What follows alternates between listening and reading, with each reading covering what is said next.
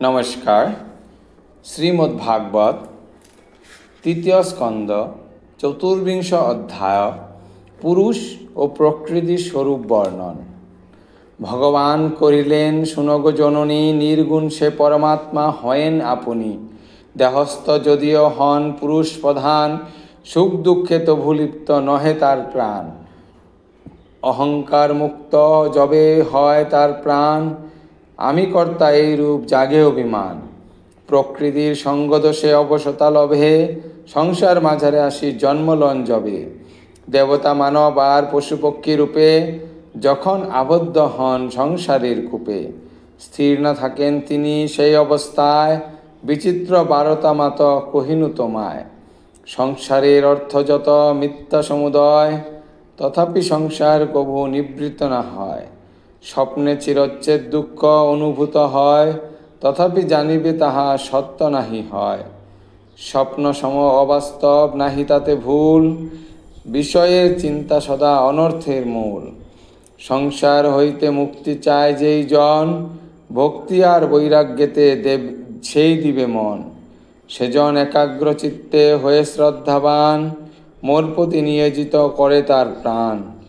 আমার আদেশ সেই করয়ে শ্রবণ, সর্বভূতে সেই জন সমদর্শী হন। যাহা পায় তাই লয়ে তুষ্ট প্রাণ তার, পরিমিত ভোজি সেই স্বভাব উদার।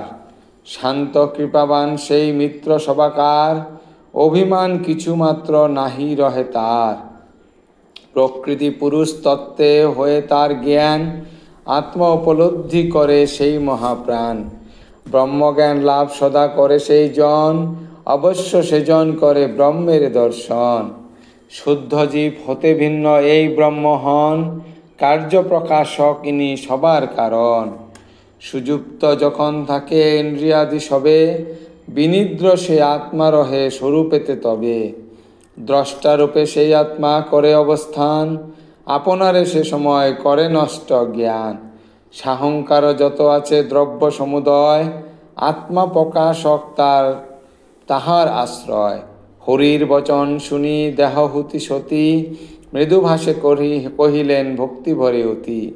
পুত্ররূপে এলে তুমি ওহে নারায়ণ, কহিলে আমারে তুমি অপূর্ব বচন। বিবেকবিহীনা আমি বুদ্ধিহীনা নারী, তোমার সকল কথা বুঝিতে না পারি। এতেকে প্রবোধ মোর নাহি মানে মন, বিস্তারিয়া তুমি মোরে বল বিবরণ।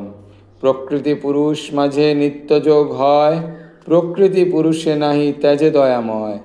তাহলে কিরূপে বল হইবে মুক্তি, বুঝিতে না পারি আমি জ্ঞানহীনা অথি।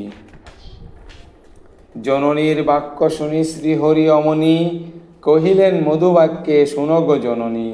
নিষ্কাম ধরন আর সুনির্মল মন, তীব্র ভক্তিযোগ আর তত্ত্বজ্ঞান ধন। কঠোর বৈরাগ্য আর তপযুক্ত যোগ, সমুদয়ে দূর হয় প্রকৃতির ভোগ। প্রকৃতি পুরুষে তবে করে পরিহার, পুরুষের অমঙ্গল নাহি হয় আর। পুরুষ তত্ত্বজ্ঞ যবে হয় এ সংসারে, প্রকৃতি কিছুই তার না করিতে পারে। অধ্যাত্মে হইয়া রত পুরুষ যখন, আত্মতত্ত্বে জ্ঞান লাভ করে সেই জন। কৈবল্য ধামেতে যান সেই জন নিশ্চয়, মহানন্দে লাভ করে আমার আশ্রয়। লিঙ্গ দেহ তবে তার রহে না কার, সেজন না জন্ম লয় সংসারে আবার। জ্ঞান ভক্তি যোগে সিদ্ধ যোগীর মনেতে, অনিমা সিদ্ধি স্থান নাহি কোনো মতে। আসক্ত তাহার চিত্ত নয় কদাচন, লভিবে পরমাগতি মরণ বর্জন। ইতি পুরুষ ও প্রকৃতির স্বরূপ বর্ণন সমাপ্ত।